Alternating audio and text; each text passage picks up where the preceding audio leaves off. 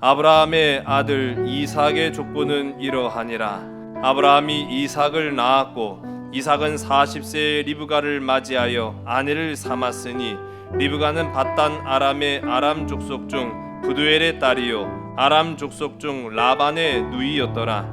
이삭이 그의 아내가 임신하지 못하므로 그를 위하여 여호와께 간구하매 여호와께서 그의 간구를 들으셨으므로 그의 아내 리브가가 임신하였더니 그 아들들이 그의 태 속에서 서로 싸우는지라. 그가 이르되 이럴 경우에는 내가 어찌할꼬 하고 가서 여호와께 묻자온대 여호와께서 그에게 이르시되 두 국민이 내 태중에 있구나. 두 민족이 내 복중에서부터 나누이리라. 이 족속이 저 족속보다 강하겠고 큰 자가 어린 자를 섬기리라 하였더라. 그 해산 기한이 찬즉 태 쌍둥이가 있었는데 먼저 나온 자는 붉고 전신이 토롯 같아서 이름을 에서라 하였고 후에 나온 아우는 손으로 에서의 발꿈치를 잡았으므로 그 이름을 야곱이라 하였으며 리브가가 그들을 낳을 때 이삭이 60세였더라. 아멘. 우리는 수많은 선택과 결정의 삶을 살아갑니다. 근데 이 수많은 선택과 결정이 우리를 힘들게 하는 까닭은 한 가지예요. 어떤 게 더 좋은 선택일까? 어떤 게 더 나은 결정일까? 라는 사실을 고민, 걱정, 염려, 근심하다 보니까 그게 참 어렵거든요. 왜냐하면 어떤 선택을 하느냐에 따라서 삶의 질이 또는 결과가, 열매가 달라질 거라고 우리는 생각하기 때문입니다. 그래서 우리는 하루에도 수십 번, 아니 수백 번씩 선택을 하는데 아우 골치 아프죠. 사실 뭐 하다못해 뭘 먹을까, 뭘 입을까 그런 고민도 합니다. 제가 주일날 아침에도 넥타이를 뭘 고를까라고 하다 보면은 아우 도저히 머리 아파요. 그래갖고 저희 집사람 불러요. 뭘 하면 좋지? 라고 이렇게 물어봅니다. 그 정도로 남이 보기에는 쉬운 일 같지만 이게 정작 내 일이 되고 나면은 결코 쉽지 않다라는 거죠. 하물며 먹는 것, 입는 것도 이렇게 갈등이 되는데 인생의 중요한 결정이야 말해 무엇하겠습니까? 우리 이런 생각할 수 있지요. 어떻게 살까? 어떻게 살지? 그런 이제 고민을 할 때가 있어요. 근데 우리가 한 가지 간과한 것이 있어요. 내가 선택했다고 해서 내가 결정했다고 해서 그것이 다 내 선택대로 되는 법이 없다라는 사실입니다. 내가 결정했다고 해서 다 내 것이 될 거라는 착각은 버려야 된다라는 것이죠. 대표적인 것이 뭘까요? 바로 생명의 문제입니다. 내가 선택했다고 해서 내가 결정했다고 해서 안 되죠. 심지어는 아예 내가 선택하지 못하는 그런 부분들도 있어요. 생명의 문제는 내가 선택할 수 없습니다. 또 방금도 말씀드렸지만은 내 삶의 문제에 관한 것은 내가 선택하기 참 어려워요. 아니 다른 사람한테는 훈수도 잘 두고 다른 사람 인생에는 이러쿵저러쿵 참견도 잘하고 간섭도 잘하고 선택해 주는 것도 잘하는데 정작 내 삶의 문제만 넘어가면은 뭘 해야 될까? 라는 이런 고민, 여러 갈림길 가운데에서 어떤 길을 가야 하지? 어떤 삶을 선택해야 되지? 어떻게 살아야 되지? 그런 이제 고민들이 빠지게 되는 거예요. 내 영역이 아닌 것들 있습니다. 여러분, 여러분의 삶 속에 내 영역이 아닌 게 있어요. 내가 선택한다고 해서 될 게 아닌 게 있다라는 거예요. 내가 결정한다고 해서 될 게 아닌 게 있다라는 거예요. 그 모든 내가 해서 될 게 아닌 것은 다 누구의 영역일까요? 하나님의 영역인 거예요. 사실은요. 오늘 이제 결론을 제가 말씀을 드릴 수도 있는데 사실 우리의 삶 전부가 내 것이 아닌 하나님의 선택과 결정에 달려 있다라는 사실을 기억하는 여러분 되시기 바랍니다.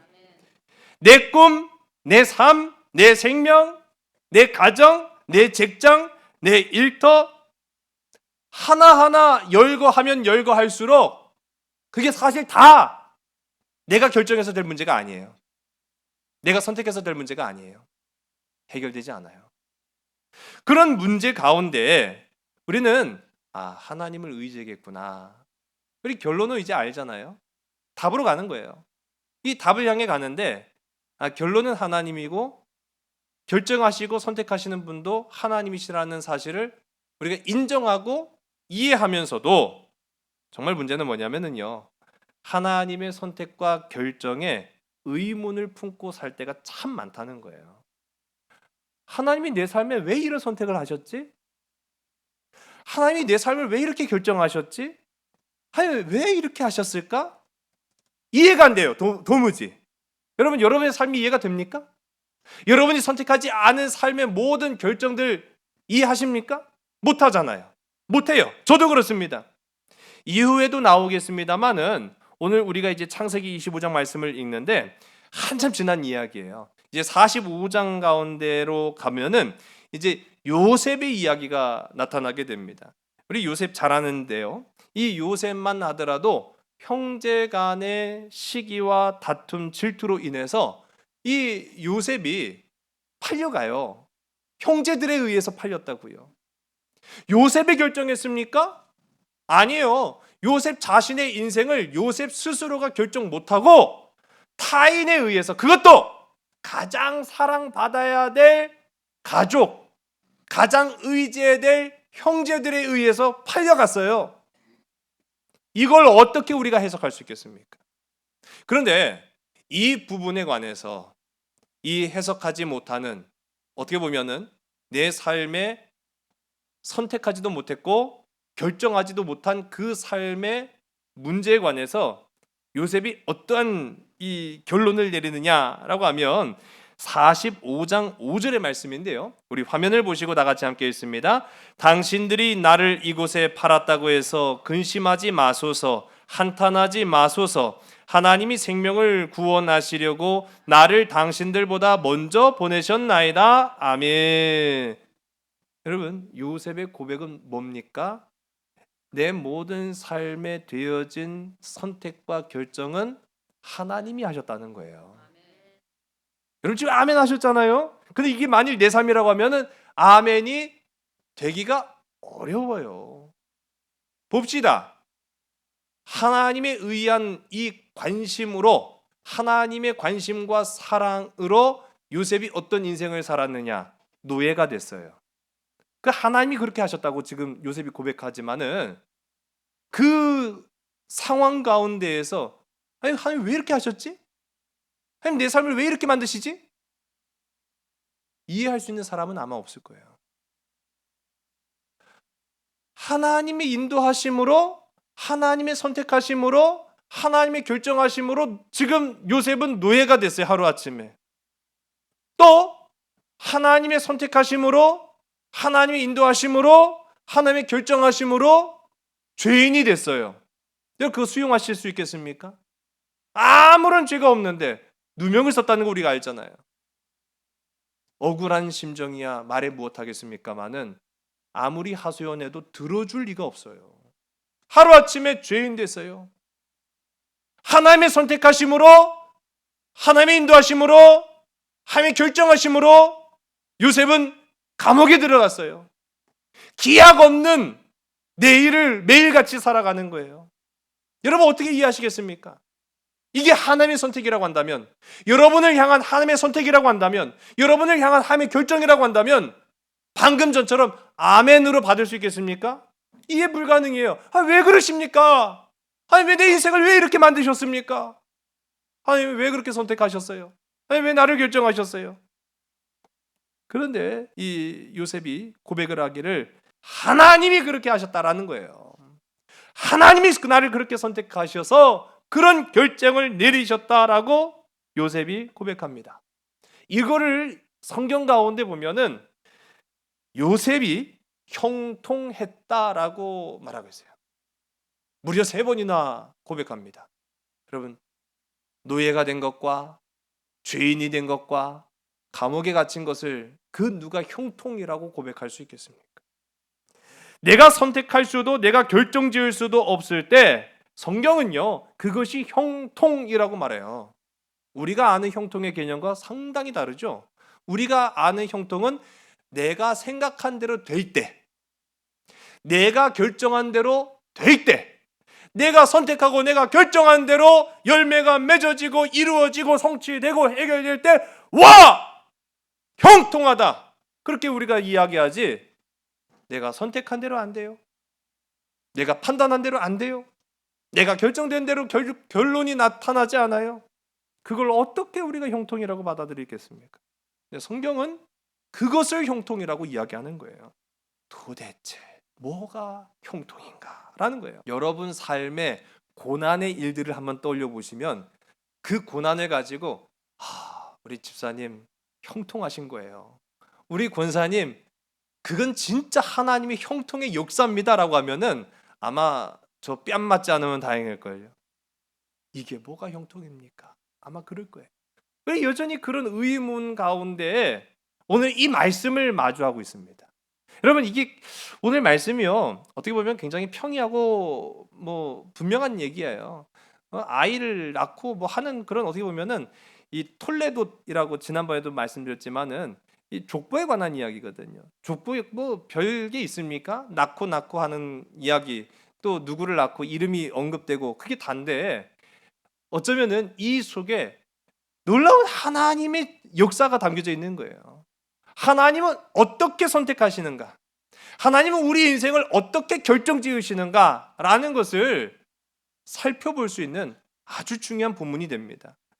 오늘 이 말씀을 통해서 하나님의 선택하심과 하나님의 결정하심 가운데에 온전한 형통의 역사, 온전한 형통의 삶을 살아가는 복된 저와 여러분 되기를 주의 간절히 소원합니다. 이삭이 자녀를 낳는 그런 장면이 있잖아요. 이전에도 우리가 살펴봤습니다만은 이삭 이전에 하나님께서 아브라함을 택하셨어요. 여러분 하나님이 왜 아브라함을 택하셨는지 아세요? 저도 몰라요. 지금까지도 몰라요. 아무도 몰라요. 성경에 언급 안 했어요. 왜 하나님이 아브라함을 택하셨는지에 대해서 우리가 여러 부분에서 이제 우리가 신학적으로 또 신앙적으로 미루어 짐작은 분명히 하지만 하나님이 직접적인 언급을 하신 적은 없어요. 그러니까 몰라요. 안 나와요. 그리고 그 아브라함의 아들인 이삭을 택하십니다. 방금도 말씀드렸지만 하나님은 이스마엘을 택하신 적 없어요. 하나님이 언급하신 자녀는 오직 이삭 한 명뿐이에요. 당연하죠. 아닐 수 있겠습니까? 근데 우리 입장에서는 제가 예상치도 못했던 답변이 나왔습니다만은 이스마엘이라고 생각할 수도 있어요. 또는 아브라함이 자식이 없을 때 그 종 엘리에셀 그 사람일 수도 있어요. 또는 지난 시간에 함께 살펴봤지만은 나중에 얻은 이 후초를 통해서 낳은 6명의 아들 중에 한 사람이 될 수도 있겠죠. 여러분 우리가 조선 시대 가운데 보면은 이 왕의 후계자를 뭐라고 부르는지 아십니까? 세자라고 하죠. 근데 그 세자라는 말 이전에 세자는 나중에 어느 정도 나이가 돼야 이제 세자고요. 그 이전에는 왕의 후계자를 보통 뭐라고 부를까요? 원자라는 얘기 혹시 못 들어보셨어요? 원자라는 얘기 들어보셨죠? 원자가 의미하는 바가 뭘까요? 그렇죠. 첫 번째 아들을 원자라고 말합니다. 이게 엄마가 누구냐에 따라서 이 왕자들을 부르는 호칭도 달라요. 정실 부인의 자녀들은 대군, 후처의 자녀들은 그냥 군 그렇게 부릅니다. 그렇게 되는데 그중 유독 첫 번째 맏아들의 경우에는 원자라고 이야기를 해요. 근데 만일 정실 부인이 아들을 못 낳아요. 그런데 후처가 먼저 아들을 낳았어요. 그러면 누가 원자가 될 수 있을까요? 후처가 낳은 아들이 원자가 될 수도 있어요. 이거는 사실 알고 보면은 왕이 어떻게 결정을 하느냐에 따라서 달라질 수도 있다라는 걸 의미하는 겁니다. 우리가 엄밀히 말하면 아브라함의 첫 번째 아들은 이스마엘이었지만 하나님이 원자, 첫째로 택하신 하나님이 선택한 자녀는 오직 이삭 한 명뿐이었다라는 걸 우리가 보는 거예요. 이게 굉장히 중요한 부분이죠. 왜 이삭일까? 이삭만이 아니라 이제 오늘 말씀 가운데도 보면은 이제 이삭이 쌍둥이 둘을 낳아요. 제가 이제 지난번에 마트에 시장을 보러 가는데 쌍둥이가 이렇게 딱 걸어오더라고요. 우리 교회도 쌍둥이인데 얼마나 예뻐요. 근데 쌍둥이를 보니까 와, 쌍둥이를 또 낳고 싶다라는 마음이 불일 듯 일어나는데 제가 그래서 생각했어요. 이게 백신 후유증이 정신에 미치는 영향까지도 있구나라는 이제 생각을 하면서 이 야곱과 에서 이 쌍둥이를 낳게 되는데 그 가운데 하나님이 택하신 자녀는 누구였죠? 왜요? 왜 야곱일까요? 자, 방금 말씀드렸잖아요. 아브라함을 왜 택하셨는지 우리는 몰라요. 왜 이삭인지도 우리는 몰라요, 사실. 왜 야곱일지에 대해서도 우리는 알 수 없어요. 하나님의 뜻이었다라는 걸 우리가 알죠. 다만 확실한 것 한 가지. 하나님이 선택하셨고 하나님이 결정하시는 것이다 라는 부분에 만큼은 이제 우리가 어느 정도 가닥을 잡습니다. 그렇다고 한다면 하나님의 선택, 왜 하나님은 이러한 선택을 하실까라는 이제 궁금증을 갖게 되죠. 오늘 우리가 함께 읽은 25장뿐만 아니라 우리 지나온 12장에서부터 이제 창세기 50장에 이르기까지를 내 족장사라고 이제 부르게 됩니다. 우리 화면 보시면은 내 족장사라고 해서 4명의 족장의 이야기예요. 그 이름을 우리가 살펴보면 아브라함, 이삭, 야곱, 요셉, 이 딱 4사람입니다. 이 4명의 족장들을 통해서 이들의 후손이 어떻게 하나님의 택하신 민족이 되어 가는가라는 것을 이 창세기 50장까지 우리에게 보여주고 있어요. 결국은 이 말씀은 삶의 기록입니다. 하나님께서 택하신 자들의 삶의 기록이 이 50장까지 말씀 가운데 나타나고 있다는 거예요. 그래 이 성경 전반에 걸쳐서 방금도 제가 조선시대에도 원자 또는 우리가 잘 아는 것처럼 성경 가운데에도 장자 그런 얘기하는데 첫째를 굉장히 중요하게 여기거든요. 그렇다고 해서 둘째, 셋째, 막내 들 사랑한다 그런 의미는 사실은 아니고요. 이 성경 전반에 걸쳐서 장자에 대한 이 최우선주의가 유대인들에게는요 아주 굉장히 중요한 부분이었어요. 그들의 전통이었어요. 그런데 방금 말씀드린 대로 이 4명의 족장사를 보게 되면은 야곱과 요셉 이 2사람은 장자도 아니에요. 또 장자도 아니라고요. 그 기준이 뭘까?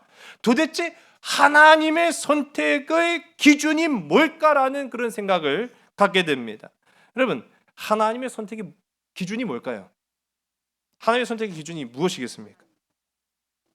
어렵죠. 예.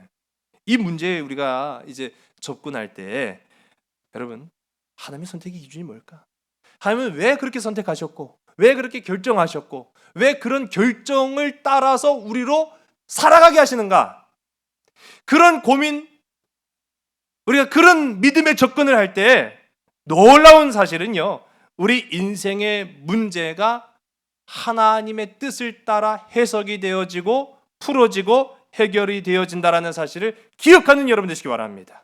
성경 가운데 많은 믿음의 일꾼들도 많은 부르심 받은 하나님의 자녀들도 왜 하나님이 나를 이렇게 이끌어 가시는지, 왜 하나님이 나를 이렇게 선택하셨고 왜 이렇게 살게 하시는지 몰랐어요. 몰랐지만 분명한 가지 사실은 하나님의 선택이기에, 하나님의 결정이기에 그대로 살았더라 하는 것입니다.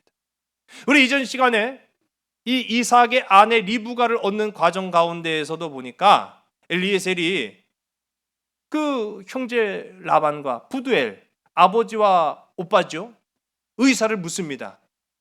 남자들에 의해서 어떻게 보면 가정의 대소사가 다 결정되어지는 바로 이 시기에 그들의 말 한마디가 얼마나 중요하겠습니까? 그런데 그들조차도 하나님이 그렇게 선택하셨다고 한다면, 하나님이 그렇게 결정 내리셨다고 한다면 우리는 결정할 수가 없습니다. 무슨 말이에요? 그 뜻대로 따르겠습니다. 순종하겠습니다. 그렇게 고백을 하잖아요. 해석이 아니더라는 거예요. 여러분, 하나님의 뜻은요, 하나님의 선택은요, 해석에 있는 게 아니라 순종에 있다라는 사실을 기억하는 여러분 되시기 바랍니다. 우리 한번 따라해보세요. 하나님의 뜻은 해석에 있지 않고 순종에 있습니다. 오늘 그 부분을 이제 살펴보면 살펴볼수록 보화가 쏟아지는 거예요. 여러분의 삶에도 해석이 아닌 순종의 길을 걸어갈 때 하나님이 주신 축복의 역사와 열매가 넘쳐나기를 주의 간절히 소원합니다. 이삭이 아내 리브가를 만나 결혼해요. 이 또한 이삭의 결정이 아니었어요. 이 또한 이삭의 선택이 아니었어요. 이것은 하나님의 선택이었고 하나님의 결정이었어요. 오늘 본문 20절의 말씀을 우리 함께 화면을 보시고 있습니다. 시작. 이삭은 40세의 리브가를 맞이하여 아내를 삼았으니 리브가는 밧단 아람의 아람 족속 중 부두엘의 딸이요 아람 족속 중 라반의 누이였더라. 아멘. 여기에서 우리가 당시로 볼 때 이 이삭의 나이가 굉장히 많다라는 것을 우리가 보게 됩니다. 이삭이 장가들 때 나이가 40이에요. 그럼 지금도 중동 지역에 보통 평균적인 결혼 정년기라고 하면 여자 아이의 경우는 15세, 남자의 경우는 18세라고 합니다. 이게 굉장히 우리가 생각하기에는 이른 것 같지만은 이게 또 그 사람들의 문화에서는 당연하게 받아들여지는 것이거든요. 근데 이러한 문화가 하루아침에 생겨난 게 사실은 아니에요. 오래 전부터 그래 왔기 때문인 겁니다. 근데 오늘 이 이삭이라는 아브라함의 아들, 이 독자가 얼마나 애지중지 귀했는지는 잘 몰라도 나이가 40이 되도록 장가를 못 갔다라는 것은요, 노총각 중에도 상노총각인 거예요. 그러니 제가 생각해도 이거 늦어도 너무 늦은 나이기 때문에 아마도 아브라함이 지난 시간에 그 며느리감을 고르는 데 있어서 심사숙고하고 굉장히 근심 걱정 고민이 많을 수밖에 없구나라는 사실을 이제 깨닫게 되는 거죠. 여기서도 알 수 있는 모습이 있습니다. 아브라함이 그렇게 걱정했어요. 며느리감을 누구를 선택해야 될까? 그런 걱정과 근심과 염려를 했지만은요, 결정적인 것이 사람이 걱정한다고 될 일입니까? 아닙니까? 아니라는 거예요. 예, 맞아요. 결과적으로는 사람이 걱정하는 게 아니라 하나님이 선택하시고 하나님이 결정하셨다 한다면 우리는 하나님의 선택과 결정을 구하고 그 내려진 결론에 따라서 순종하며 살아가면 된다라는 거예요. 여러분, 2022년 하나님의 선택과 결정을 간구하시는 복된 저와 여러분 되길 간절히 소원합니다. 그리고 그 주신 음성이 무엇이었든지, 그 주신 결정과 선택이 무엇이었든지 내가 원하는 것일 수도 있고요, 내가 원치 않는 길일 수도 있어요. 그러나 그것이 하나님의 뜻이라고 한다면 순종하는 마음으로 살아가시기를 주의 이름 간절히 소원합니다. 걱정한다고 될 게 아니었다라는 거죠. 하나님의 뜻에 맡깁니다. 이삭과 리브가의 만남조차도 아브라함의 기도의 결실이었구나라는 사실을 우리가 이 말씀을 통해서 보게 돼요. 우리 21절의 말씀을 우리 화면 함께 보시며 읽겠습니다. 시작. 이삭이 그의 아내가 임신하지 못함으로 그를 위하여 여호와께 간구하매 여호와께서 그의 간구를 들으셨으므로 그의 아내 리브가가 임신하였더니 아멘. 그렇게 어찌어찌 결혼한 것까지는 우리가 참 다행이구나, 늦은 나이지만은 결혼해서 다행이다라는 생각을 하게 되는데, 늦은 나이에 결혼한 만큼 좀 마음이 좀 급하지요. 문제가 뭡니까? 자녀가 생기지 않았다라는 거예요.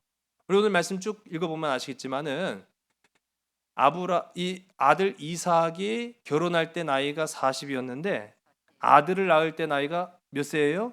60. 그렇죠. 그 몇 년 동안 애가 안 생긴 거예요? 20년. 아이고야. 여러분, 이거 뭐 우리가 어떻게 판단합니까? 이거를 20년이나 애가 생기지 않는다라고 한다면 이거는 불가능도 이른 불가능이 어디 있어요? 여러분, 우리가 아무리 애써 기도하고 간구한다 할지라도 10년이 넘도록 그 기도의 응답이 이루어지지 않는다고 하면은 보통 믿음 아니고서는 실패다, 틀렸다, 이거는 안 된다, 그렇게 판단할 문제 아니겠습니까? 근데 이 이삭의 모습을 보세요. 기도했다고요. 몇 년을 기도해요? 그래요. 그 모습을 우리가 보는 거예요. 이삭이 하나님께 간구하는 모습이 오늘 우리가 함께 읽은 21절 가운데 나타나는데, 여러분, 여호와께 간구했다라는 이 말씀 한 절로 딱 읽었다고 해서 쉽게 생각하면 안 돼요. 이삭의 기도는 무려 20년간 지속됐다라는 사실이에요. 여러분, 그러한 기도의 뜨거움이 있기를 주의 이름 간절히 소원합니다.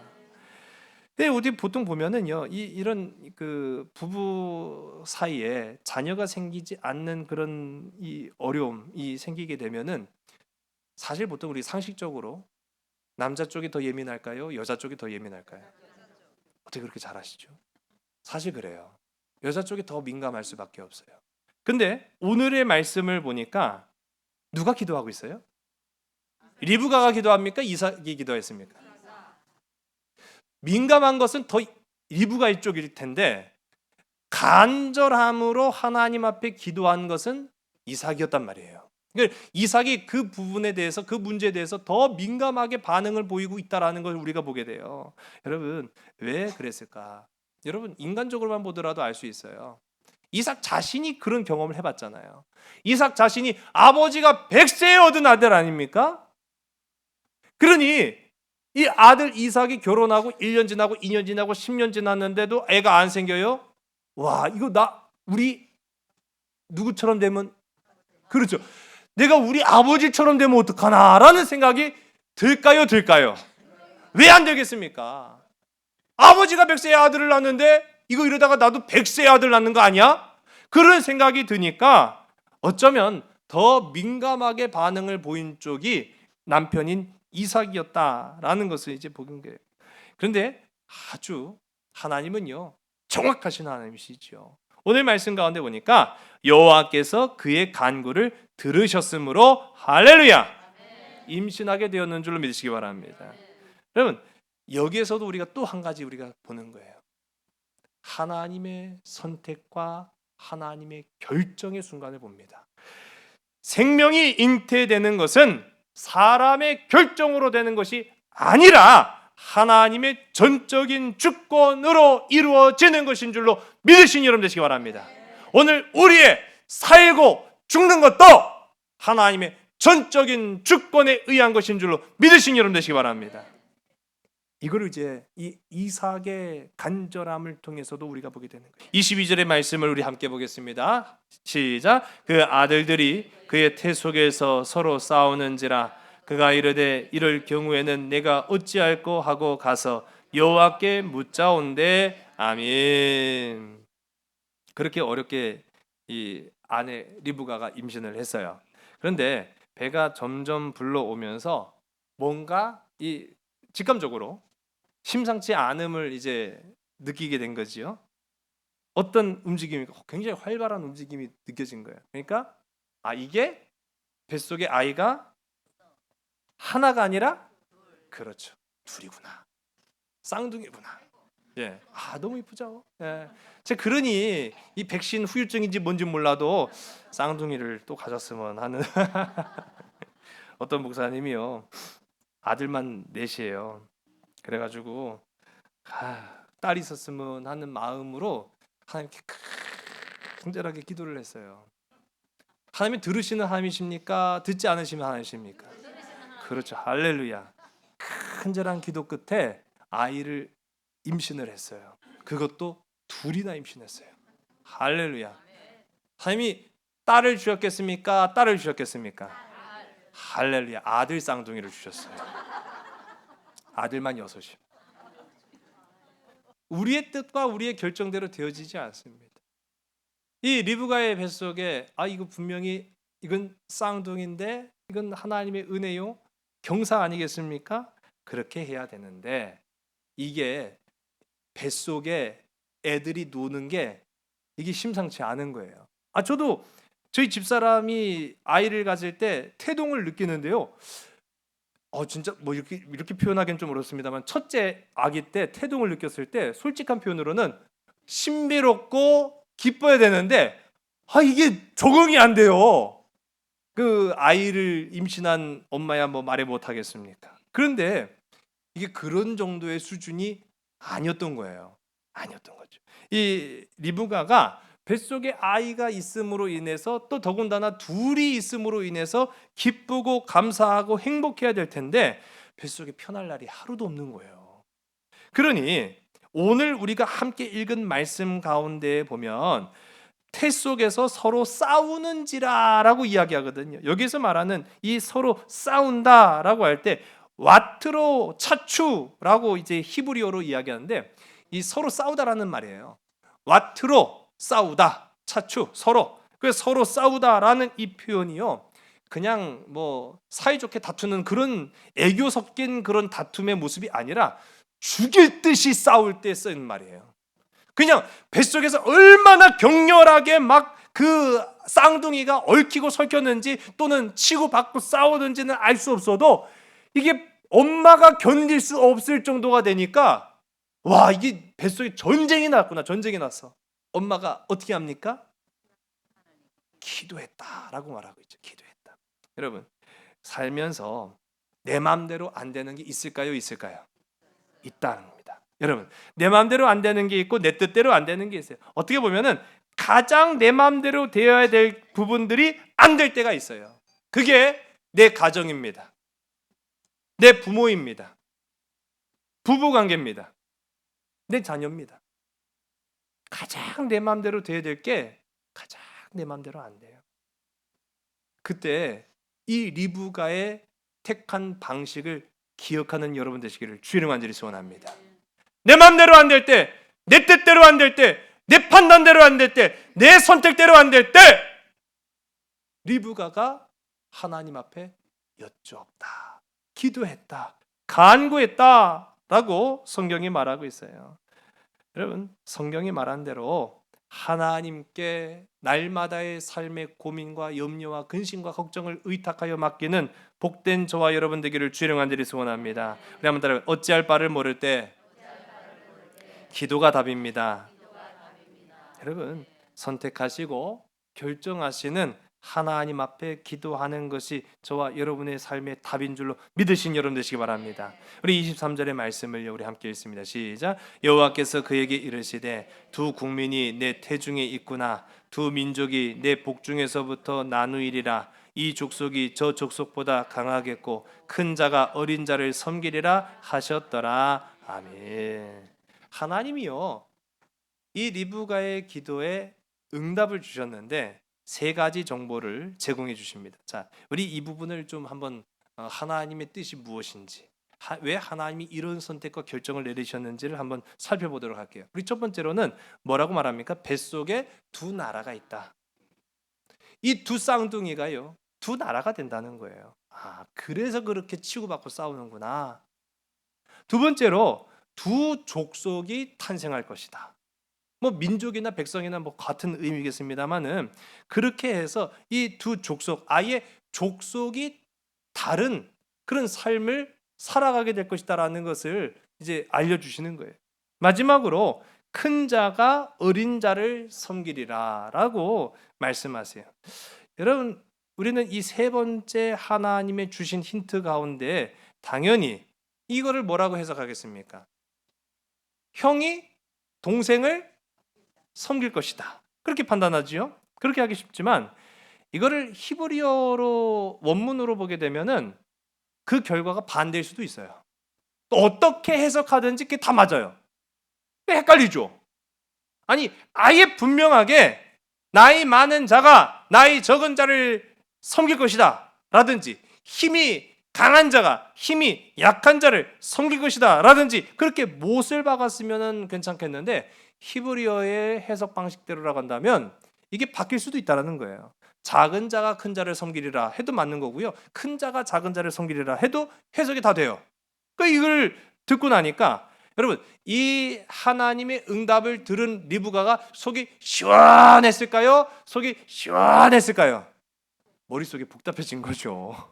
이게 뭐야? 하나님의 선택과 하나님의 결정을 듣는들 우리는요, 우리의 마음속이 시원하지는 않아요. 한마디로 말해서 이해되지 않는단 말이에요. 여러분, 욥의 고난에 관해서 우리가 많은 해석들이 있고 많은 이야기를 알고 있습니다. 분명한 한 가지는요, 욥이 겪은 그 고난, 아픔, 고통, 괴로움, 마침내는 욥이 그것을 하나님을 바라보는 은혜로 받아들였지, 인간의 그 얄팍한 지식과 이성과 판단으로 해석하지는 못했다라는 거예요. 해석이 아니라는 거죠. 해석이 아니라는 거예요.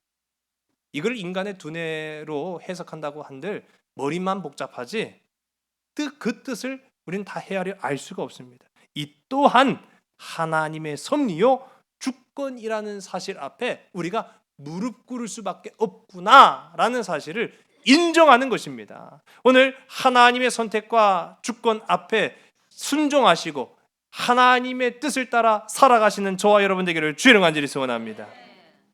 하나님의 선택과 결정 앞에 우리가 순종하는 법을 배우는 거예요. 지금 오늘 25절과 26절 두 절의 말씀인데 우리 함께 읽습니다. 시작. 먼저 나온 자는 붉고 전신이 토록 같아서 이름을 에서라 하였고, 후에 나온 아우는 손으로 에서의 발꿈치를 잡았으므로 그 이름을 야곱이라 하였으며, 리브가가 그들을 낳을 때 이삭이 60세였더라. 아멘.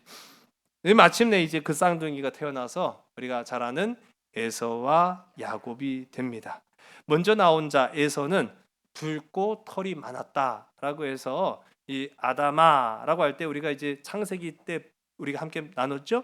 이 아담 흙, 이 붉은 이 흙에서 나온 그 의미, 너의 피부가 참 붉고 털이 많으니 너는 에서라 해라. 이 아담과 에서는 어원이 같습니다. 그렇게 했고, 나중 나온 자 이 야곱이 참 재밌어요. 야곱이 그냥 쌍둥이인데 몇 분 차이로 나온 것도 아니고 몇 초 차이로 나오는 이 야곱이 먼저 나온 형 에서의 발 뒤꿈치를 붙잡고 태어났어요. 여기 여러 이제 뭐 해석들 보면은 훔치는 자다, 뒤꿈치를 움켜쥐는 자다, 뭐 여러 이야기가 있습니다만 거의 의미는 비슷해요. 훔치는 자와 속이는 자 다 그 의미를 포함하고 있습니다. 갈취하는 자 뭐 다 똑같은 의미예요. 그러니까 어떻게 보면은 이름이 그렇게 좋은 건 아닌데 이 태어나는 순간의 모습을 가지고 야곱이라고 이름하여 이 야곱이 태어나게 돼요. 여러분, 이제 파란만장한 형제 간의 다툼이 창세기의 핵심 주제가 되는 부분을 우리가 보는 거예요. 이전에도 그런데 이 형제 간의 이 다툼과 갈등은 있어 왔어요. 우리가 잘 아는 것처럼 가인과 아벨, 뭐 피 터지게 싸운 정도가 아니라 죽고 살았죠. 예, 죽고 사는 그 문제 가운데 가인과 아벨의 갈등이 있었고, 또 우리 지난 시간을 보게 되면 아브라함과 롯, 물론 조카 사이긴 합니다만은 이것도 어떻게 보면은 가족 간에 일어난 갈등이었어요. 이후에 그 아들 이스마엘과 이복 형제인 이스마엘과 이삭도 갈등을 겪었죠. 나중에 오늘 이제 우리가 함께 살펴보는 이 야곱과 에서는 아주 대표적인 갈등의 사례로 손꼽힙니다. 야곱은요 아주 보통 얘기가 아니었어요. 이뿐만 아니라 나중에는 자기 삼촌이 됐지요. 라반과도 갈등을 겪는 그런 모습. 나중에 또 이 야곱의 자녀인 요셉도 그 형제들과 또 갈등의 상황이 계속적으로 비춰지는 그런 모습들 우리가 이제 살펴보게 돼요. 인간의 가장 근본적인 갈등은요, 가장 가까워야 할 사이에서 발생한다라는 겁니다. 여러분, 이게 우리를 어렵게 만드는 거예요. 왜 어렵습니까? 내가 선택할 수도 내가 결정할 수도 없는 부분이기 때문인 거예요. 내 형제를 내가 어떻게 선택합니까? 내 부모를 내가 어떻게 선택합니까? 어찌 보면 가장 가까워야 할 사람과 우리는 더 치열하게 싸우고 있는지도 모릅니다. 우리의 주적은 누굽니까? 사단 마귀예요. 우리가 싸워야 할 대상이 누굽니까? 사탄 마귀예요. 근데 우리가 이 사탄 마귀와 죽도록 싸우는 것이 아니라 가장 사랑해야 되고 가장 가까워야 될 내 이웃과 죽도록 싸우고 있어요. 그건 누가 선택한 것입니까? 그것은 누가 결정한 일입니까? 여러분 잘 생각해 보세요. 하나님이 원치 않는 일의 대부분은 내가 선택한 거더라고요. 하나님이 복 주시지 않은 일에 대한 모든 결정은 사실은 하나님이 내린 결정이 아니라 내가 내린 결정이더라고요. 내가 그렇게 형제와 다투었고 내가 그렇게 형제와 갈등을 겪었던 모습들, 우리가 교회 안에서도 보면은 참 이러한 갈등과 이러한 다툼의 모습, 과연 누가 좋아하는 싸움을 우리가 싸우고 있는가라고 할 때가 있어요. 여러분, 교회 안에서 이런 이기는 자 없는, 진짜 승자 없는 싸움을 할 때 누가 기뻐하겠습니까? 사단 마귀가 기뻐하는 거예요. 제가 들은 얘기예요. 결국은 누가 이기는 줄 아십니까?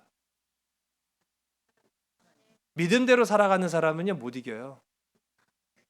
여러분, 믿음대로 살아가는 사람은요 교회 안에 다툼과 갈등과 상황이 펼쳐질 때 못 이겨요.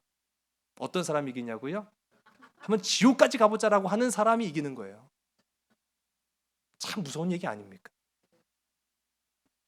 여러분, 우리의 선택과 결과의 그 내용들이 이러한 모습으로 비춰지고 있다는 거죠. 하나님의 선택과 결과는, 그 결정은 다르다라는 것을 우리가 봅니다. 하나님의 선택과 결정. 여러분의 삶 속에 한번 적용해 보시기 바랍니다. 내가 선택하는 것 같지만 내가 결정지을 수 없는 인생, 그 인생의 답은 하나님이 쥐고 계시다라는 사실이에요. 하나님께 내 삶의 주권을 맡기는 저와 여러분 되기를 주의 이름 간절히 소원합니다. 요셉의 간증이 하나님께 인생의 주권을 맡길 때 그 삶의 모든 문제가, 그 삶의 모든 갈등이, 그 삶의 모든 어려움이 해결되는 것을 우리가 보게 돼요. 그가 고백을 했거든요. 창세기 50장 20절의 말씀이에요. 우리 한번 화면을 보시고 함께 읽습니다. 시작. 당신들은 나를 해하려 하였으나 하나님은 그것을 선으로 바꾸사. 아멘. 여러분, 나를 해하려는 세상 가운데에서 하나님의 선택과 결정을 따라 살아가는 자들은 굉장히 어렵습니다. 그건 사실입니다. 그러나 순종하며 기도하여 하나님의 구한 답을 이해하려는 것이 아니라 따르려고 할 때 하나님은 그 해하려고 하는 것을 선함으로 바꾸시는 줄로 믿으시기 바랍니다. 그런 선함으로 변화되어 가는 복되고 아름다운, 귀하고 아름다운 열매와 상급이 있는 저와 여러분, 우리 모든 인생의 귀하고 아름다운 삶이 되기를 주님의 이름으로 간절히 소원합니다. 기도하시겠습니다. 아버지 하나님, 우리는 자유롭다고 하나 포로된 자요, 본다고 하나 눈먼 자들입니다.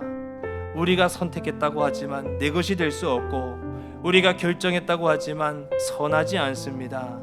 아버지 하나님, 아브라함을 택하셨고 이삭을 택하셨으며 야곱을 택하셨고 요셉을 택하신 하나님의 그 뜻, 우리가 이해하려는 것이 아니라 순종하는 자 되게 하여 주시옵소서.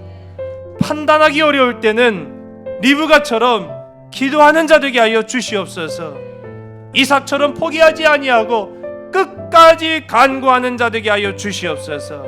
그래서 우리가 살아가는 삶의 많은 위협과 어려움을 하나님의 뜻을 따라 순종했더니 선으로 바꾸셨다는 이 요셉의 간증처럼 우리의 인생도, 우리의 삶도 하나님의 선으로 변화시켜 주시옵소서.